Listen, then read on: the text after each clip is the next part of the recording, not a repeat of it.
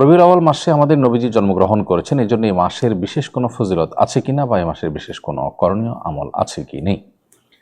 রবিউল আউয়াল মাস শুরু হয়েছে। এ মাস আমাদের প্রিয় নবী সাল্লাল্লাহু আলাইহি সাল্লামের জন্ম এবং মৃত্যুর মাস। বিশুদ্ধ মত অনুযায়ী এই মাসেই তিনি জন্মগ্রহণ করেছেন এবং এই মাসেই তার মৃত্যু হয়েছে।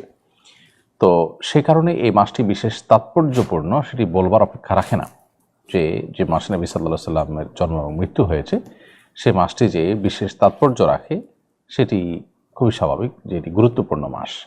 কিন্তু এর বিশেষ কোনো ফজিলত, পৃথক অন্য মাসের থেকে এর আলাদা কোনো মর্যাদা এবং এই মাস উপলক্ষে বিশেষ কোনো করণীয় আমলের কথা কোরআন অথবা সুন্নাহ আমাদেরকে কোনোভাবেই নির্দেশ করেনি।